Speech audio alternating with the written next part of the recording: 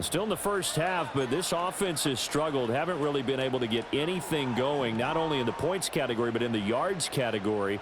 We'll see if they can do better here on this drive. They'll run with Taylor to begin the drive. Fights forward for only about a yard up to the 21. No doubt about it. A really nice job there by the defense, not allowing him to get to the perimeter.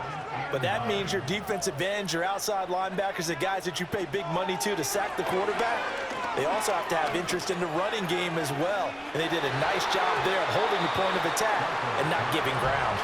They geared up and took the deep shot downfield, but it turned out it wasn't one-on-one coverage. Extra defenders in the area, and that one winds up incomplete. After an incomplete pass on second down, that'll leave him trying to convert on 3rd and 9. Play action. Flacco. In trouble, and he's taken down. T.J. Watt in there for the sack, and it's an important one from a personal standpoint, as that is sack number 100 in what has certainly been a terrific career to this point. And following an injury-shortened campaign 2022, Watt returned to his elite form a season ago, recording a league-leading 19 sacks and 19 tackles for loss. And how about this? 4th and long, and they're going to go for it.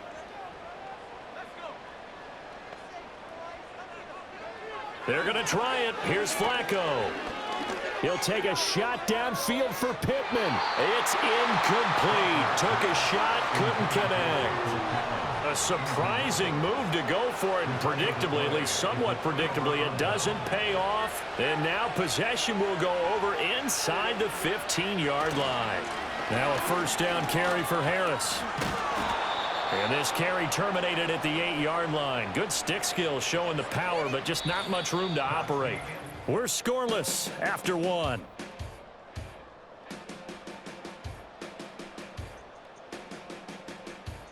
Steeler football here to begin quarter number 2. As they've got it with a 2nd and 4 coming up.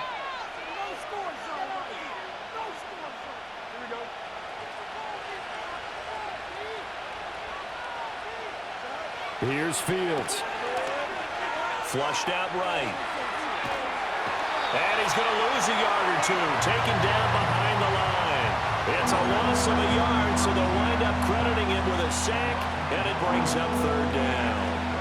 They had great starting position to begin the drive, but now they look up at a 3rd and 5. That's swung out wide to Harris.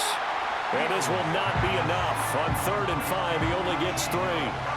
But it looks like they got what they wanted. They got the completion, but they weren't able to break any tackles or gain nearly enough yardage to pick up the 1st down. Now to be 4th and short. The Colts going to use the first of their timeouts. They'll have 2 remaining as we step aside here in this 2nd quarter. Now the Steelers use the first of their 3 timeouts. So as they talk it over, we step aside.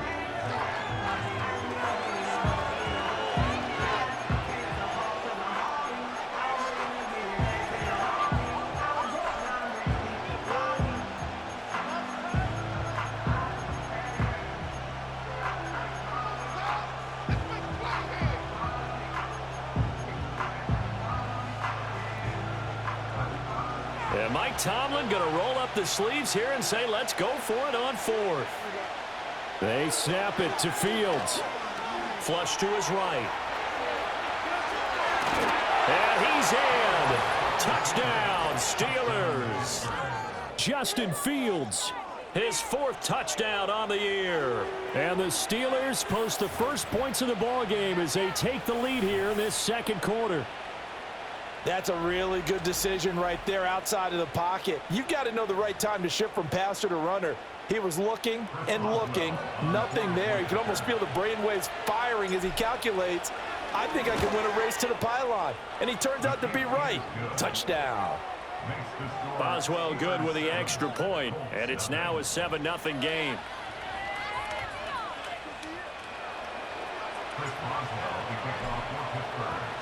Boswell now to kick it away after the touchdown.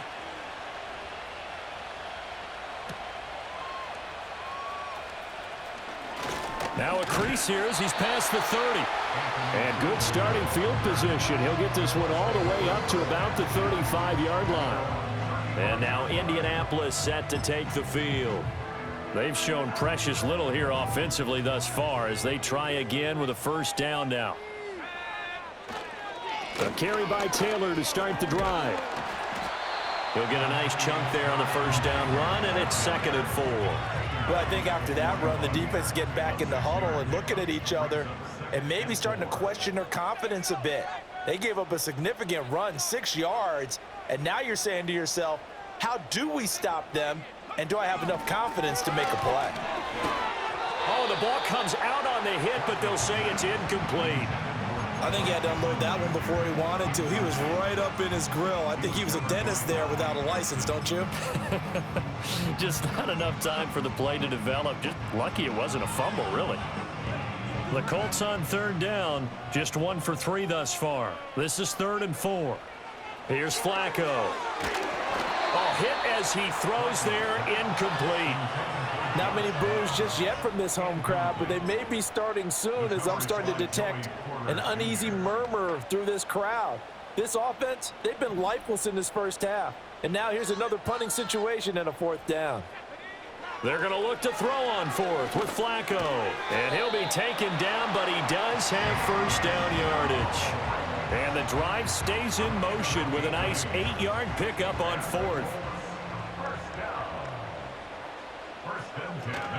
1st and 10, Taylor now. And the running lane's non-existent in this first half as they'll stop him behind the line. T.J. Watt, always a disruptor, there to blow that play up. We think, Brandon, I like the intensity this defense is showing right here in these first few drives. They're not just holding the line because they're doing their job, but they're doing more than that, aren't they? They're getting a nice push into the offensive backfield. And a great example right there for the loss on the tackle.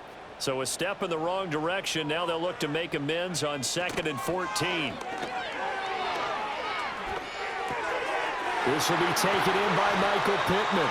And they're going to have themselves another first down as the tackle's made at the Steelers' 34-yard line. A gain there of 21 yards. One of the ways the quarterbacks keep all the receivers alive in a play, never lock in on any one guy. Make sure you keep your eyes moving, scan the field, and here he finds the open guy for a nice pickup. This offense finding its legs now. Here's another 1st and 10. They give to Taylor out of the gun. And he can only manage to get a couple. 2nd and 8 coming up. The Colts at 1-2 through the first 3 weeks of the season. And they got off to the tough 0-2 start, but come off a very important first win of the season last time out.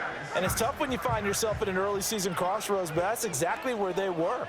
At 0-2, they were thinking if we fall to 0-3, things can spin out of control.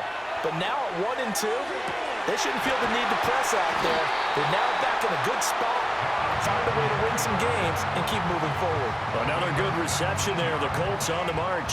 What a drive this has been, just chewing up the yardage. And here's one of their best plays yet as they finally get down into the red zone and look to finish this off with 6.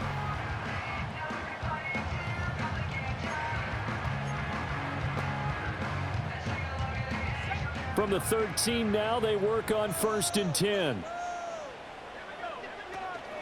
Up the middle, here's Taylor. And running room scarce here. He's going to be stopped in his tracks at the line of scrimmage. No gain on the play there. 2nd down.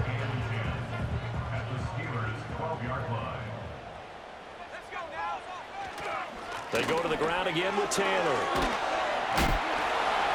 And able to get him inside the 5 here, just inside the 5 to about the 4. They'll come to the line, needing only 2 yards to gain the first here.